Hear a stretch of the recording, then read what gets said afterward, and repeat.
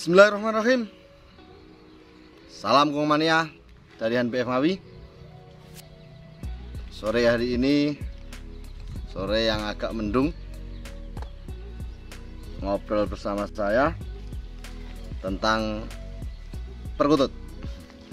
Ya, langsung saja kali ini saya mau membahas tentang cara ngopeni, cara memelihara anak-anak perkutut agar cepat tumbuh besar dan tentunya gemuk-gemukan itu.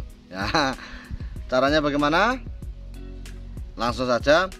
Yang pertama, karena ini musimnya musim penghujan tempat saya, ini yang saya bahas sesuai musimnya saja ya.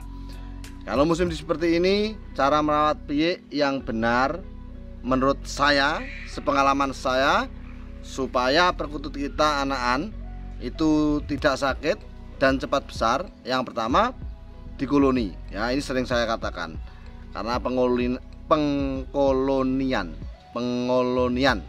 anakan ini sangatlah berguna ya, sangat bermanfaat bagi anak-anak perkutut kita. Karena apa? Kalau tidak kita koloni, biasanya akan terserang berak hijau, yang sering berak hijau, karena dia malamnya kedinginan. Kalau kita koloni, dia akan berdempetan tidurnya nyaman. Yang kedua, pakai pur ayam ya. Pur ayam itu sangat membantu untuk menghangatkan tubuh perkutut kita. Suara gagak saya itu kalau sore dan pagi hari bunyi terus ya, buat dengar-dengaran membangunkan saya tidur ya. Jadi yang kedua, dikasih pur ayam. Pur ayam ini takarannya kalau saya selama itu masih anakan, kasih terus ya, kasih terus sampai bodol bulu selesai.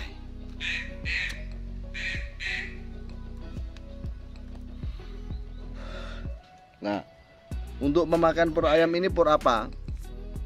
Kalau saya sendiri pakai merek K129. Kalau untuk teman-teman, carilah pur pertumbuhan. Ada ya, pur BR pakan ayam yang khusus pertumbuhan, jangan pur burung.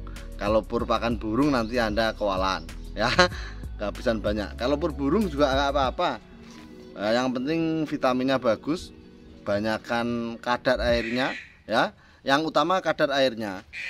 Pur itu bagus untuk anak-anak perkutut kita ya, kadar air. Jadi kasih pur ayam. Nah, yang ketiga, taburkan makanan di lantai kandang. Ini sangat berpengaruh ya, sangat berpengaruh sekali. Karena yang saya rasakan, perkutut yang kurang taburan makanan, walaupun makanannya penuh, itu akan sangat berpengaruh. Makannya akan kurang, jadi nafsu makannya berkurang. Tapi kalau kita tabur, posisi kita koloni, makannya akan beda sekali.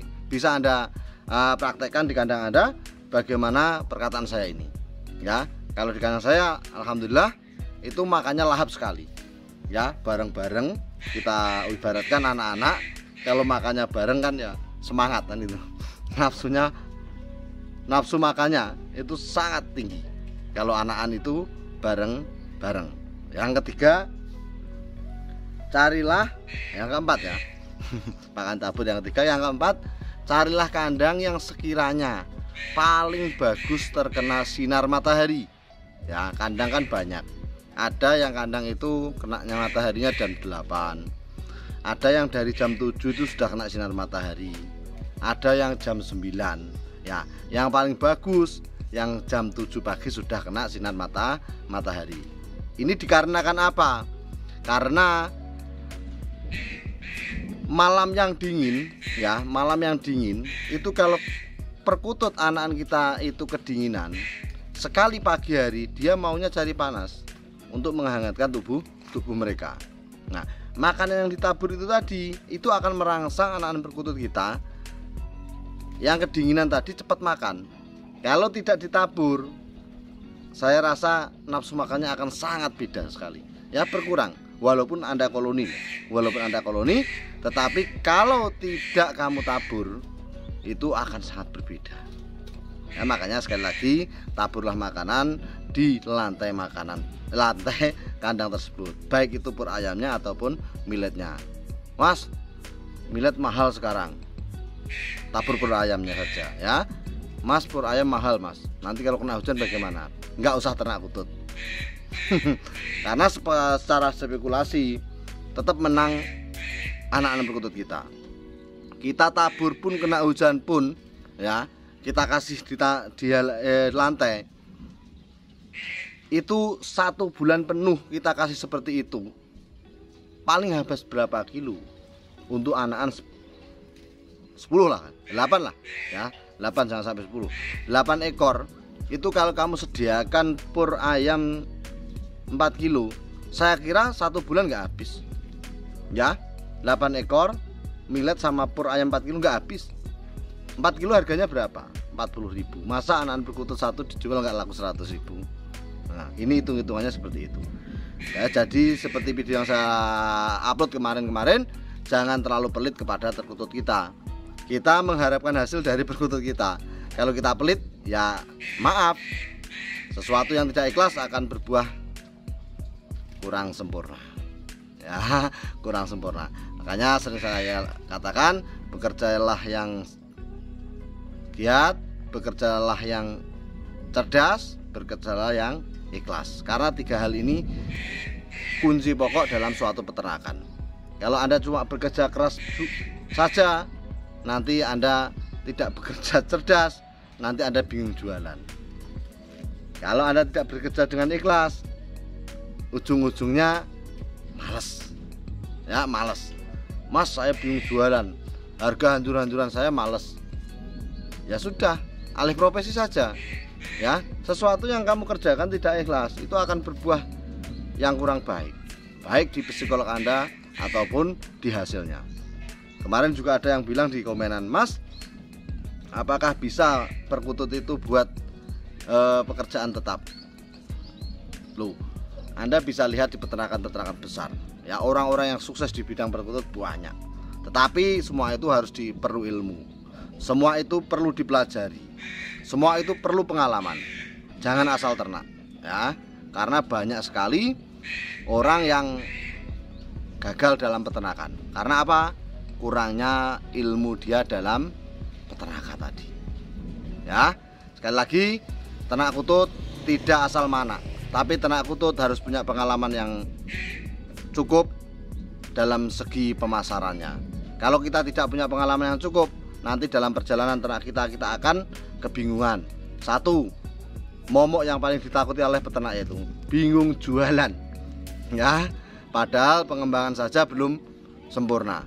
Itu momok yang paling ditakuti oleh peternak ataupun pengusaha lainnya. Pasarnya di mana, nanti gimana?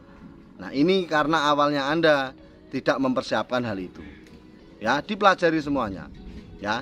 Kalau Anda memang awalnya tidak mempersiapkan, sekarang mulai ya. Saya membangun peternakan perkutut ini dari saya mulai punya 8 kotak. Saya 8 kotak kandang itu sudah membuat banner sebesar 2 meter 180 kali 1 meter kalau saya salah ya. Yang sering Anda lihat di belakang background saya setiap upload video, itu saya buat background itu di awal saya peternak 8 kotak.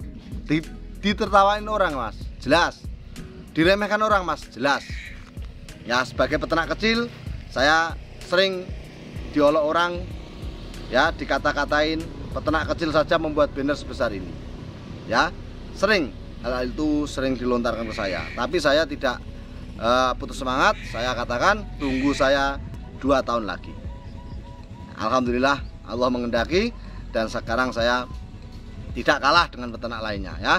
Saya bisa mengimbangi mereka ya, dalam segi trust, dalam segi mencetak warna, saya kira saya tidak kalah.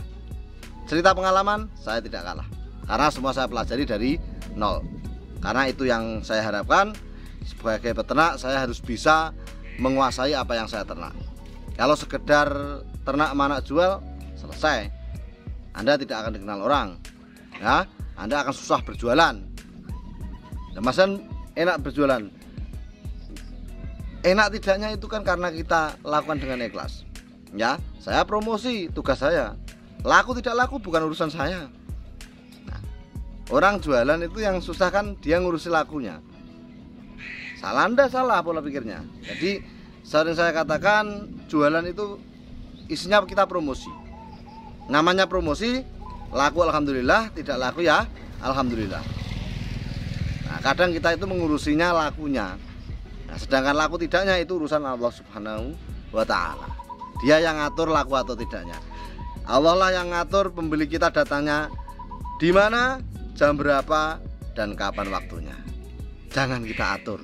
Nanti kita akan kualat. Nanti kita akan jadi orang yang sok berkuasa dalam apa yang kita kerjakan. Itu di luar naluri kita, itu di luar kekuasaan kita. Namanya di luar kekuasaan kita, nggak usah kita urusi, karena itu urusan Allah Subhanahu wa taala ya. Sekian ngobrol sore ini untuk para peternak pemula, perawatan piye yang baik dan sehat, serta penjualan yang cerdas. Salam ngikutut sopoe patut.